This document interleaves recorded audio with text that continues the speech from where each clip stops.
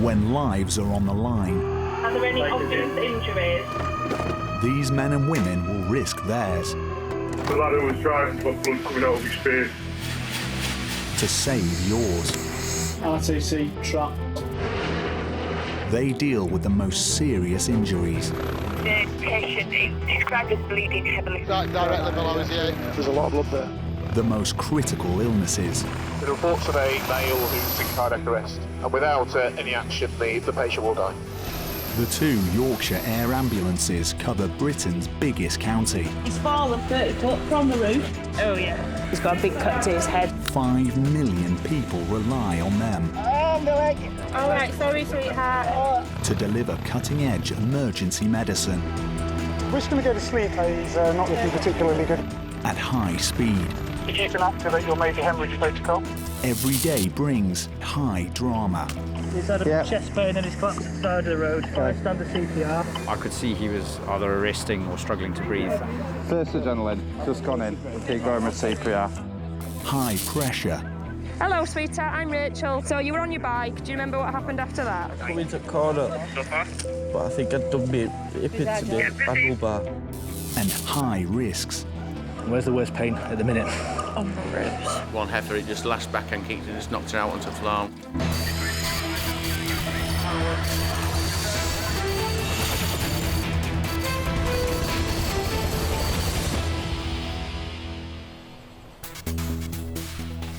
Every day, heart disease kills 450 people in the UK.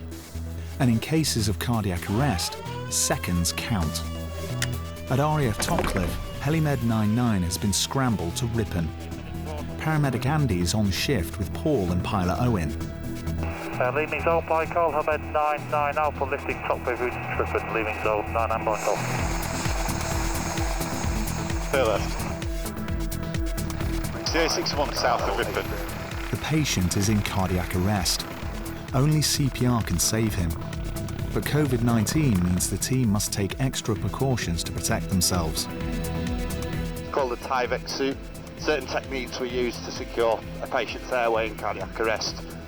Produce aerosols, which are tiny droplets that can carry particles of COVID. So yeah, we just need an extra degree of PPE for these sort of jobs, and we put it on preemptively.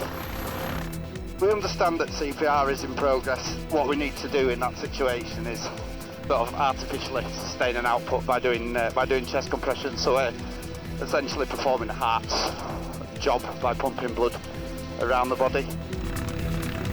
Every year in the UK, 30,000 people suffer cardiac arrest outside hospital, and less than 10% of them survive. Andy and Paul will do all they can so that their patient is one who does. Is there access from this green field here? You've got the two cars parked in, one burgundy, one black? Yes, got that. Okay, the road's on our right hand side then? Yeah, Roger, got it.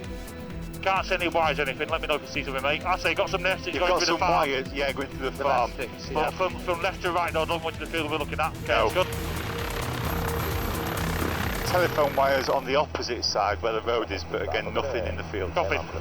This guy's getting very excited. Yep, cheers, mate. It's probably ex-military. Okay, cheers, guys. During cardiac arrest, the heart stops pumping blood to the rest of the body. If CPR is started within minutes, it can double the chances of survival. He's had a chest pain and he's collapsed at the side of the road. Immediately by standard CPR. Yep. Now being going for coming up 8 minutes. Yep. He's making no effort, he's been asystole throughout. This is our 5th round of CPR now. So we're looking at just about 20 minutes in total. 76-year-old Jeff Blackman was driving when he complained of a sharp pain in his shoulder and began to lose consciousness. His wife Verity prevented a crash. He started gasping as he was coming along here. I realised he was going to pass out. And I steered the car, I'm the passenger, I steered the car off the carriageway and the engine cut out, and that's when he just went. Other motorists stopped to help and gave Jeff CPR until local paramedics arrived. This gentleman's wife flagged us down and she seemed panicky, so we pulled over and he was unconscious, so straight away I got into the ambulance, told the ambulance what had happened and stuff, and yeah, she just took us through what we needed to do. When was the last rhythm check? Coming up to a minute before the next one. It sounds like, speaking to the patient's wife, that he'd had some form of chest pain for the last week or so, and then felt a little bit dizzy as he was driving down the road. She's had to grab hold of the steering wheel to try and get him to get the vehicle to a safe place at the side of the road. It's been more than 20 minutes since Jeff's heart stopped. Is there any other medical history that we know of? So no allergies, no medication, no recent operation. Just the chest pain last week or so? Army Officer James was the first to come to Jeff's assistance. He knew what to do. When I got into the vehicle, I could see he was either arresting or struggling to breathe. We got him here, and immediately I started CPR with him. Because we could feel a very, very faint pulse, we just kept going. The longer someone goes in cardiac arrest without CPR being, the less the chance of survival is going to be. First adrenaline, just gone in. We'll keep going with CPR. Giving CPR is physically tiring. Paul is taking his turn. I think we'll give a couple of adrenalines and some fluid and see where we are. We're getting a good CO2 return with it, so. Come on, Jeff. Still fighting. Come on, Jeff. Fiona, a mum of 3, is another motorist who stopped to help. Because I've done first aid before, I just stopped and just helped. That was it. 10 seconds and we'll do a rhythm check. Come on, Jeff. Hope of saving Jeff is fading. But then Andy spots something on his ECG. Oh, we've got it. Roll over. Yeah, quick, aren't you? We've got an entire 7.3. Okay. Hi, mate. Yeah, just a quick update. Rosk at 12:35, and he's had 2 adrenaline, about 25 minutes of CPR. A ROSC is a return of spontaneous circulation, meaning his heartbeat has been restored. It's a relief for all his rescuers. We went on for a long time. I don't think he was very strong initially, but he came back and he fought hard. I think I'm just in shock. It's just 2 breaths to get him breathe, and hopefully we saved a life today. Although a ROSC is a good sign, Jeff's condition is still desperate. The damage to his brain caused by the amount of time without oxygen could be irreversible. He's still quite critical at the minute because at any point his heart rate could just slowly drop off, his blood pressure could drop down and he could go back into cardiac arrest, so he's very unstable. Jeff is being taken to Harrogate, where doctors will try to stabilise his condition.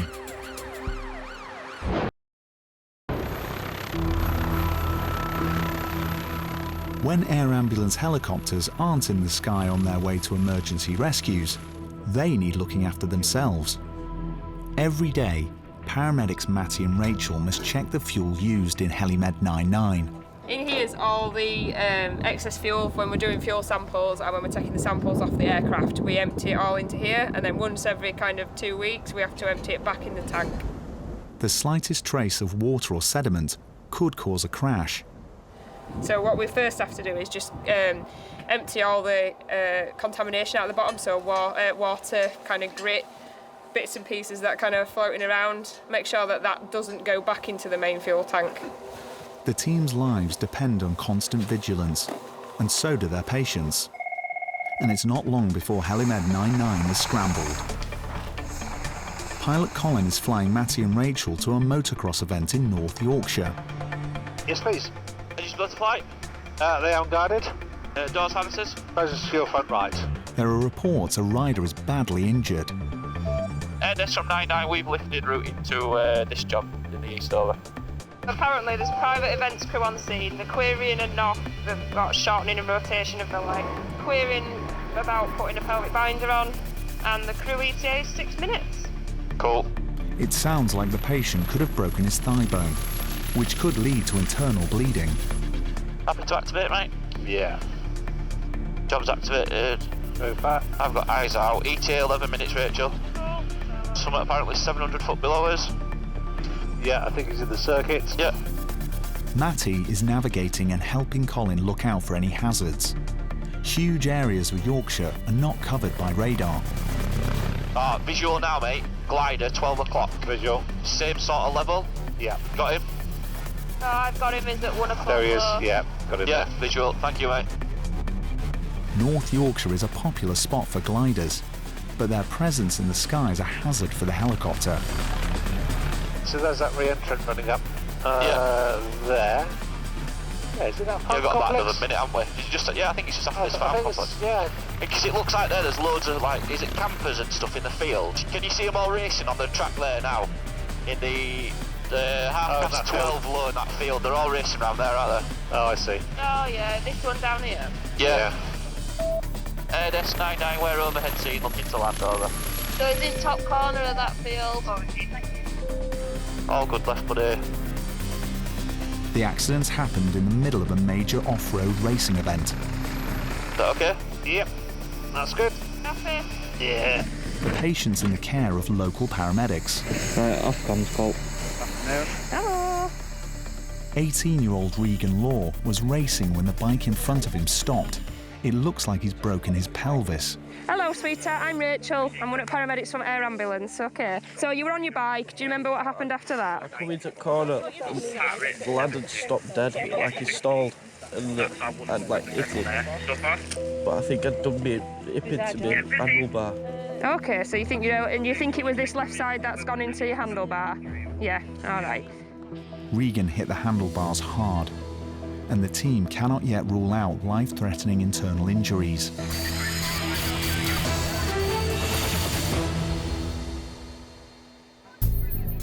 At a motocross event in North Yorkshire, paramedics Rachel and Matty are trying to find out the extent of 18-year-old Regan Law's injuries after a bad bike accident.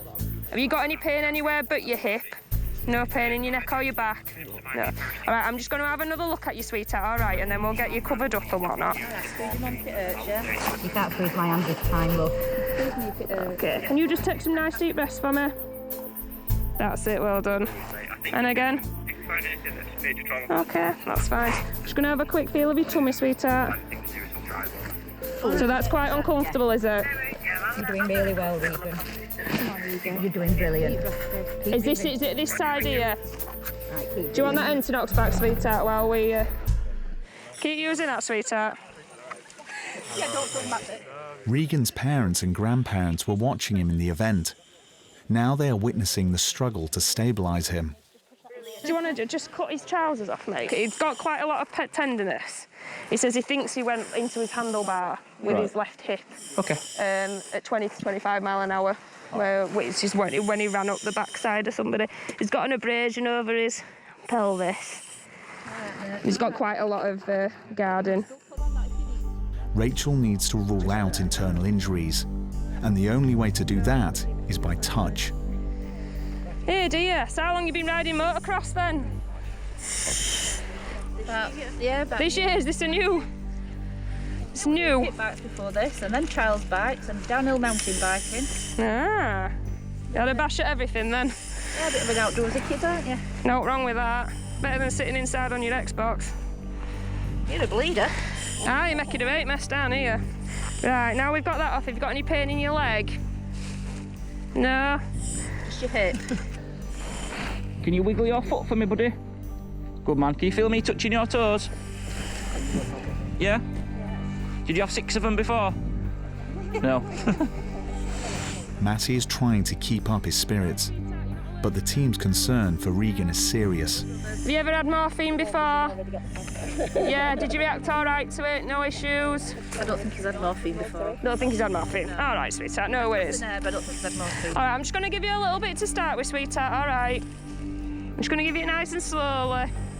Rich, he's got a strong pedal pulse. I've marked it. Cap refills less than 2 and he's wiggling his toes.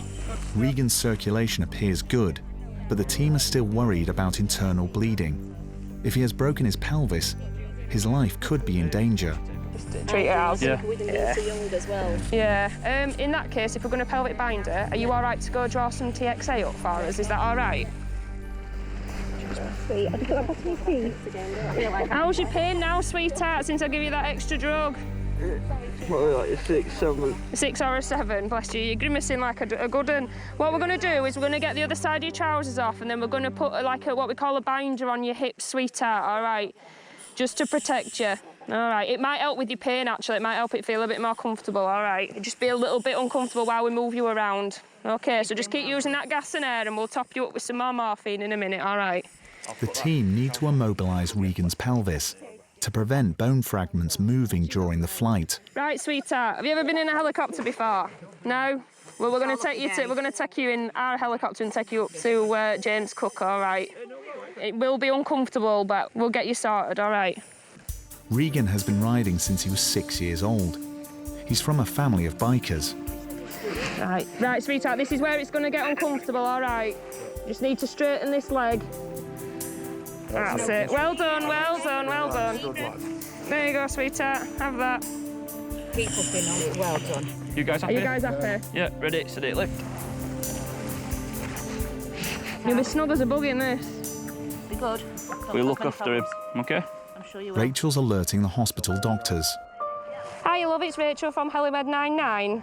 So I've got an 18-year-old lad who's come off his motorbike at about 11:50. Motorbike versus motorbike. He's been pushed over his handlebars, roughly about 25 mile an hour. He's complaining of pelvic pain going round into the back, into his lower back. He's got pain, it's tender, he's guarding as well. It's a 15-minute flight to the major trauma centre in Middlesbrough. Right, big lift, guys. Right, you're all right in there, sweetheart. How's your pain at the minute? 7. Do you want some more morphine? Guys, thank you very much. Thank you. So it's going to get quite noisy, okay? We're going to be in air for about 15 minutes. Give or take. All right. But it's definitely better than being in back of a moving ambulance for an hour and a half, isn't it? Airdess from 99, that's us lifting scene routing to James Cook, over. Airdess, go scene. The team are concerned that Regan could be bleeding internally. The helicopter flight will save him a vital hour. Because this young lad's quite well and fit, it will compensate for any internal bleeding quite well. It's a little while now since the accident actually happened, so any kind of signs of decompensating would probably start to show up by now. But we've put a pelvic binder on him and we're giving him some TXA just to be on the safe side.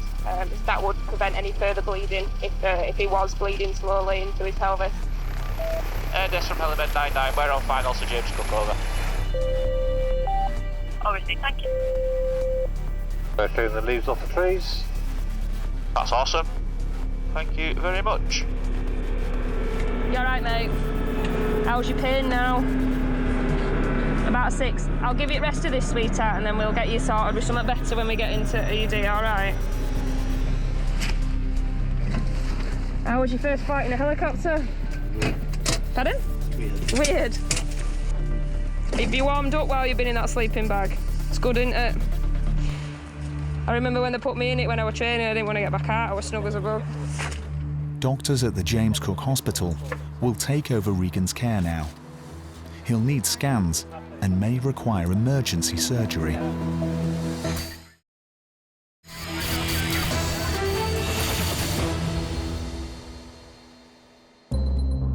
For the air ambulance team, work never stops.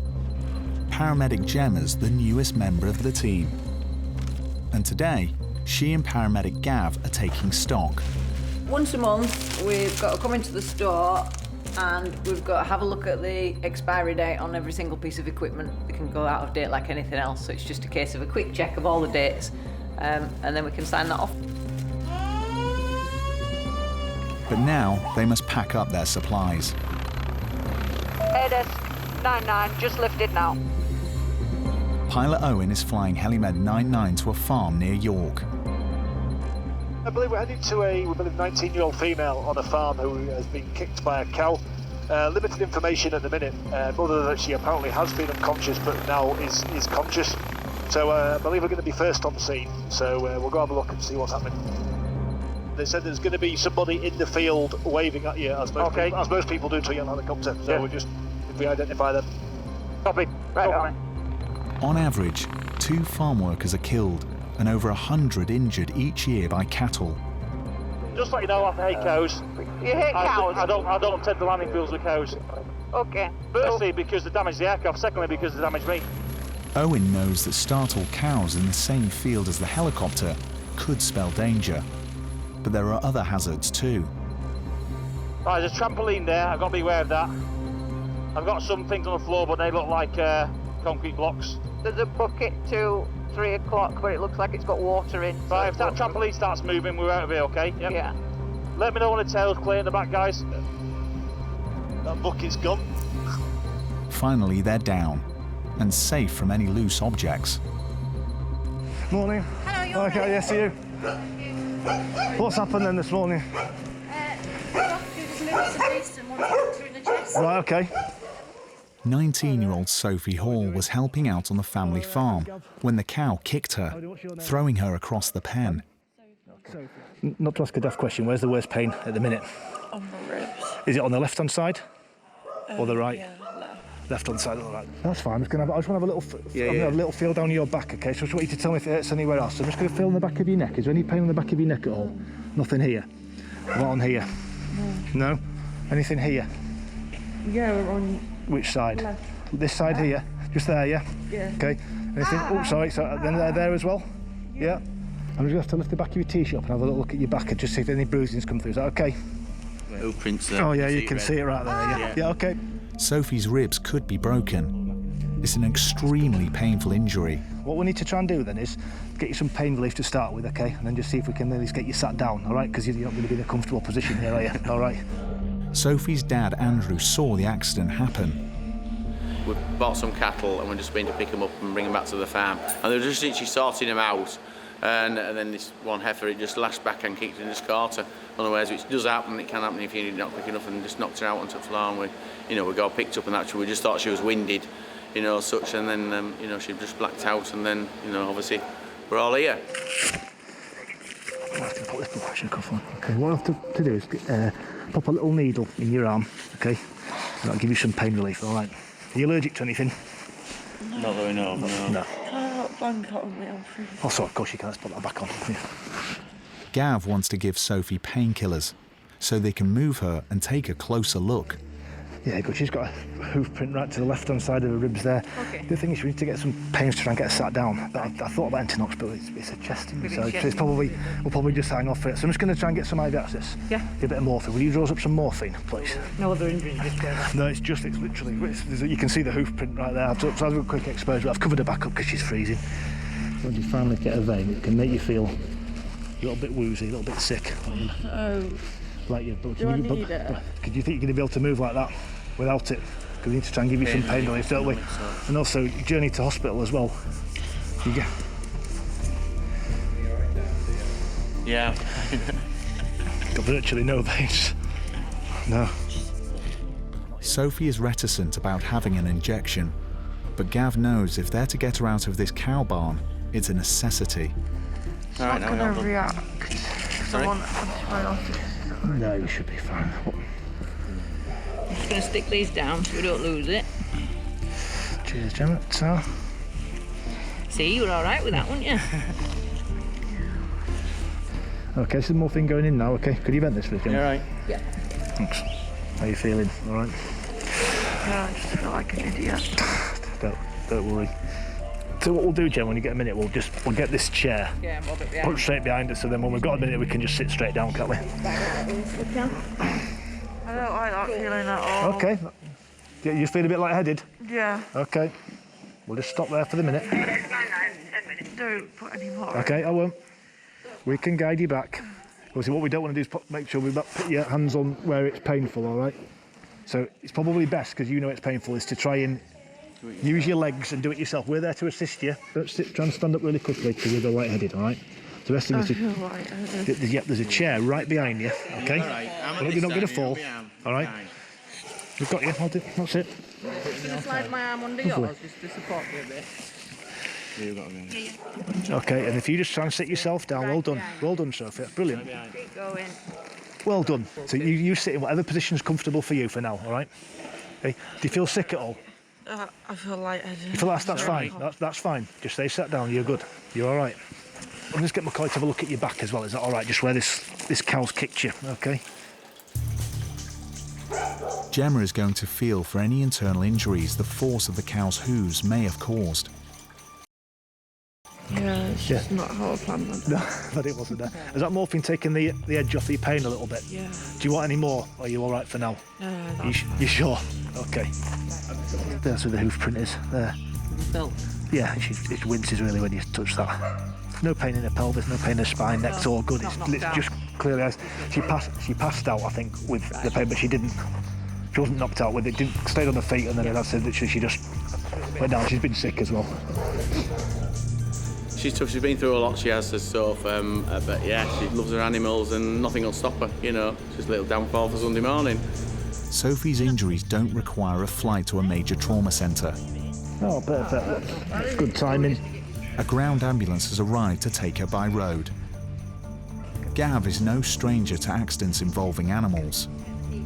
We're looking at Topcliffe today, North Yorkshire. We go to quite a lot of cow injuries, so it's very farmland and they're very rural. So cows and horses seem to be a lot of the type of jobs we get up here, and along with motorbikes. So this young lady this morning, unfortunately, has been kicked quite heavily in the left side of the chest by a cow. Could have been a lot worse, but luckily she seems to have come off with maybe some fractured ribs. But the crew are going to take her to the local hospital at York, where I'm sure she'll get an X-ray, and then they'll diagnose the injuries from there. Sophie may be tough, but she'll need scans to check for any internal bleeding. There you go, Sophie. Well done. We've kind of talked Sophie into kind of the benefits of why pain relief would help. It'd really help with a rib injury because you're moving your ribs all the time with breathing. So thankfully she's kind of said yes to a bit of pain relief, and hopefully all that'll make her journey to hospital a bit better. Grit your teeth going up this ramp, Sophie, all right? Because might be a little bit bumpy, OK? Sophie faces a 10-mile journey to York Hospital. Gav and Gemma have done all they can.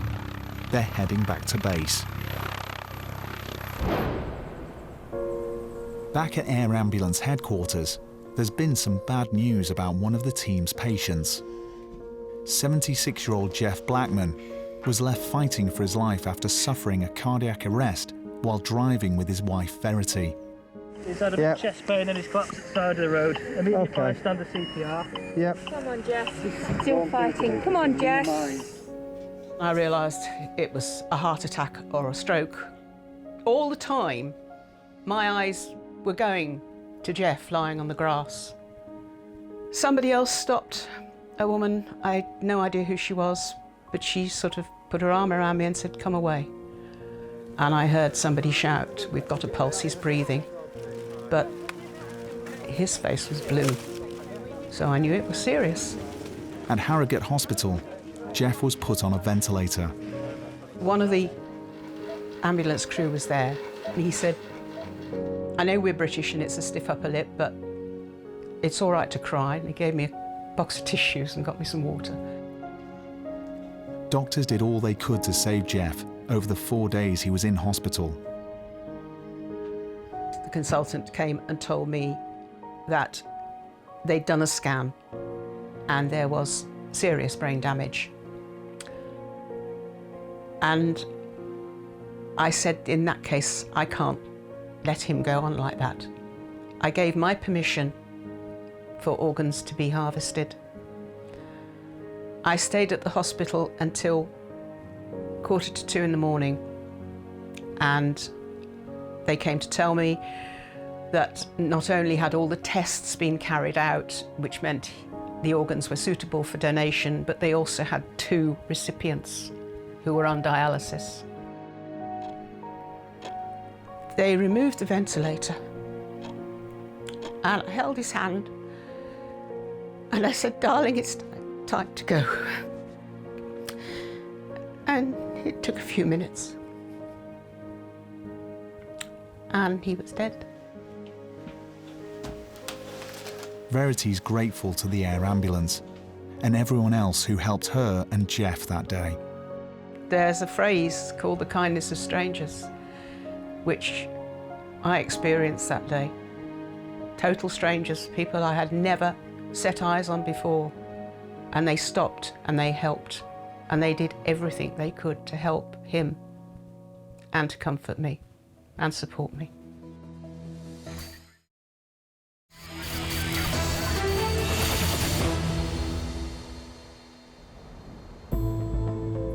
The Yorkshire Dales, famous for its rolling countryside and breathtaking scenery, it's a highly desirable place to live. But its remoteness means that in an emergency, hospital care can be hours away. That's where the Air Ambulance comes in. We know the wind is southwesterly, about 15 feet and 30 knots. I think those numbers are right. The male, we believe, in about his 50s, who's fallen off his bike and has sustained some sort of head injury. The crew have requested us, we understand, because of the location, it's quite remote. The crew have had to walk a distance from their ambulance to the patient. I told one of the members of the ambulance crew on scene is one of our dispatchers who often works on our air desk dispatching the aircraft. The steep hillsides could mean a challenging landing for pilot Owen. Right, I've got a visual of the ambulance in the middle of the village, I think. Have you? Yeah, you got a crossroads in the village. Oh, I can see it, yes. Yeah. I'm going to keep a look out for terrain, and then we'll also look out for places to land. Yeah. I think this is a bit flatter here. So this looks flatter now to the 2 o'clock, doesn't it? It is sloping from right to left a little bit, which is fine. The aircraft's sitting right to get up. We'll just wait till you shut down, Owen. Cheers, mate. Cheers, mate.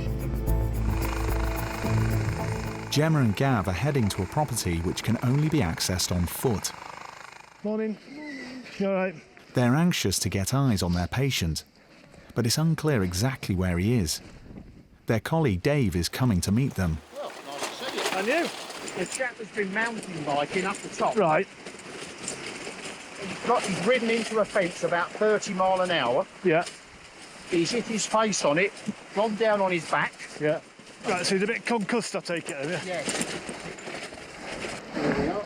Can you remember what's happened to you this morning, Luke?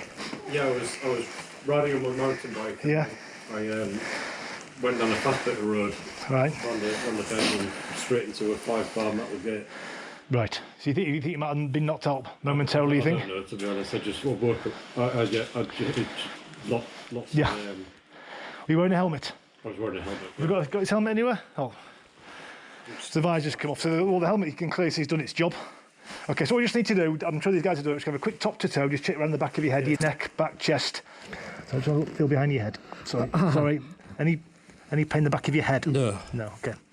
52-year-old Luke Ibbotson had the accident 4 miles from his house. Amazingly, he managed to cycle home and get help. We're just going to help you up. Just wait, just sit up. Go. There we go. Just spin round like you're sitting up. Now, yeah. Where's that sore now? Where's right your worst pack? Whereabouts? Go on, let me see. There was no pain in your neck, was there? No, the neck hurts. The neck really hurts now. Can you put your chin on your chest? Where does that hurt? Here. At the side? Sides, yeah. Just here? Yeah. We'll just get this top cut off. We'll pop a collar on just to be safe. I think I was just bruising on my back. You've got a big abrasion there. Yeah. So have you hit the fence and gone? Have you gone over the gate, do you think? I don't know, to be honest. I think I fell on my back. I think I just somersaulted. Right. Gav fears Luke has broken his neck. He's putting Luke in a collar to support his head, and he's being strapped to a rigid spinal stretcher. A little bit uncomfortable, these, but it's just a precaution, yeah. Okay, just to keep you nice and to keep it nice and aligned. Get some IV access. We'll get a quick set of obs. Yeah. Then I reckon if we bring the scoop in, stand and lay on the scoop. Yeah. Luke started to feel very unwell once he reached home. Concerned neighbours came to help. This chap's been on his mountain bike and he's gone to the gate that's normally open, and on this occasion it hasn't been open, and he was unable to stop. He's hit the gate and gone over the top of it and then woken up on the floor, so that kind of leads us to believe that he might have been unconscious, and he's got kind of various scrapes and bruises, so we're going to manage his pain and we're going to fly him to James Cook because it's quite a distance by ambulance. Right, I've got it here. Yeah, I've got it. Gav and the team have prepped Luke for their long, bumpy walk to the helicopter. Is the aircraft open, Owen? I will be now. Yeah. Okay.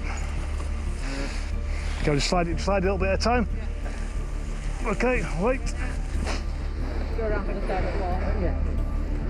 Whoops, what's it? Oh, that's a bit over. Alright, pause there, I'll take the scoop up. Okay. Slide up. Bit more. That's it. Well, we're in. You okay? Yeah. Sure. All the best, Luke. Anyway, hope you're Thanks ever so much for your help. soon. No worries. Hiya, it's Helimed 99. We're going to bring a patient to you 25 minutes from now. Thank you very much. Without the air ambulance, Luke could have faced a long road journey to hospital, risking further damage. This patient is a very remote area. He's nearly sort of bordering on northwest sort of Lancaster area. He's over an hour's drive to the nearest hospital. So the aircraft's really come into its own today, but there's already been quite a long time spent on scene. So then to have a further hour by land, which will be quite uncomfortable for him, would have been, it's not really very appropriate. So we've been quite lucky that the weather's been good and the aircraft's been available to fly him to the trauma centre at James Cook. Luke could require surgery. In the next hour, scans will reveal the extent of his injuries.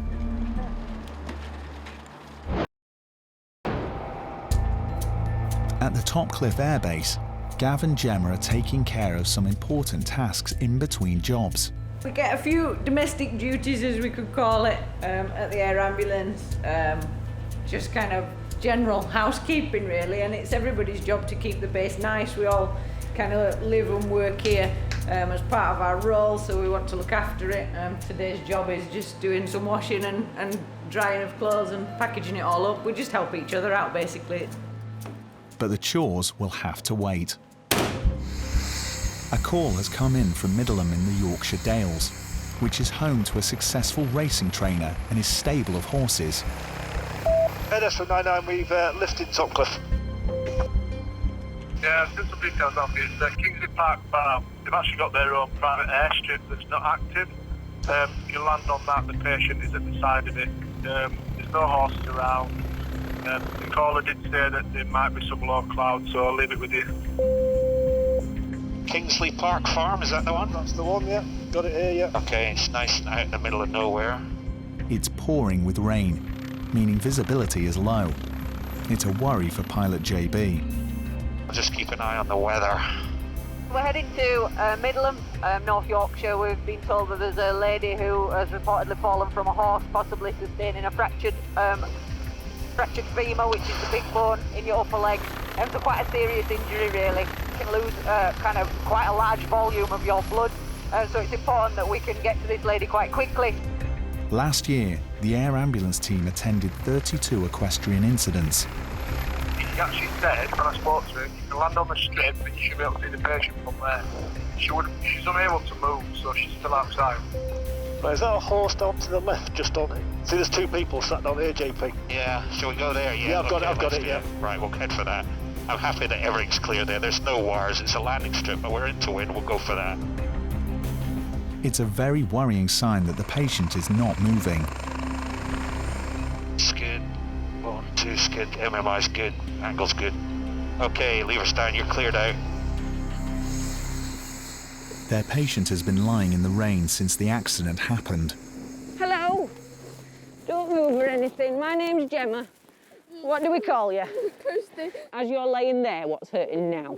Just my knee upwards, my hip.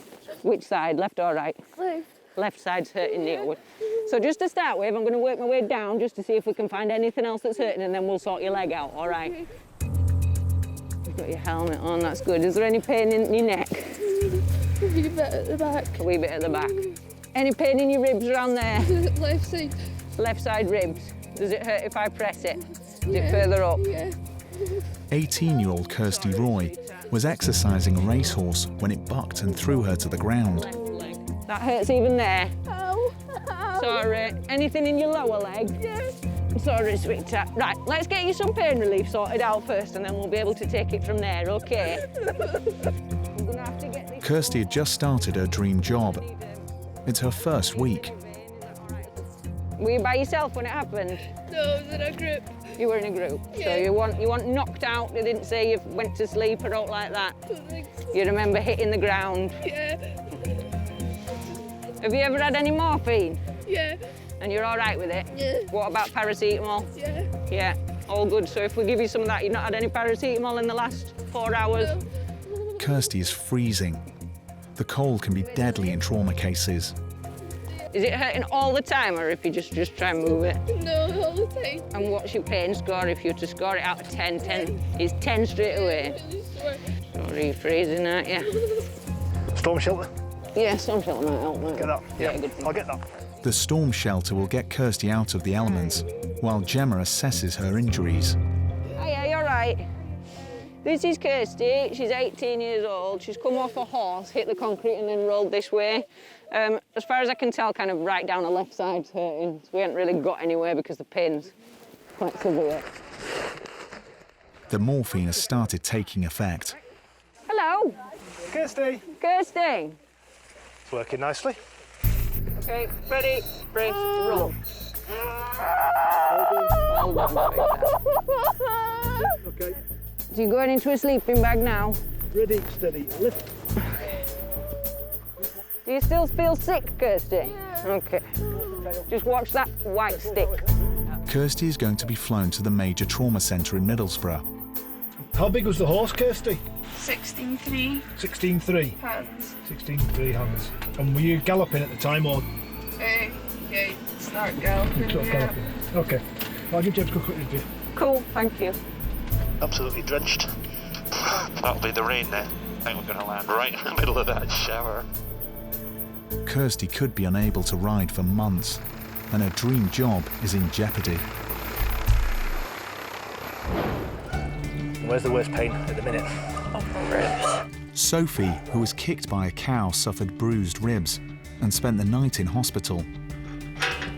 It's all right, girlies. Despite being tough, she's glad she was not working alone on the farm that day. The cow sort of turned and looked at me, but normally with cattle, if you sort of show them that you're not afraid, they tend to like back down and they'll run the other way. But in this case, it ran straight at me, bucked, and it just managed to kick me in the chest. Her ordeal hasn't put her off working with cattle though, and she was soon back helping out on her family farm. You can't just leave them for a day. You've always got something to do every day. So it's not as easy just sitting at home and resting for 6 weeks. So I did have to keep on doing bits, but luckily my family helped me out with stuff that I couldn't do. Hey up! This is Regan. He's been riding his motorcycle. Motocross rider Regan had deep muscle damage and needed 2 weeks off work. He was back riding within a month and still regularly attends events with his family of bikers. Can you remember what's happened to you this morning, Luke? Went down a fast bit of road, straight into a 5-bar metal gate. At James Cook Hospital, it was discovered that Luke, who crashed his bike in the Yorkshire Dales, had fractured his left eye socket. Thankfully, he didn't require surgery, but he had whiplash and has still not got back on his bike. What do we call you? Kirsty. What's hurting now? My knee upwards, my hip. Kirsty, who fell from her horse a week into her dream job, tore a ligament in her knee. She was out of the saddle for 3 months, but is now back doing what she loves.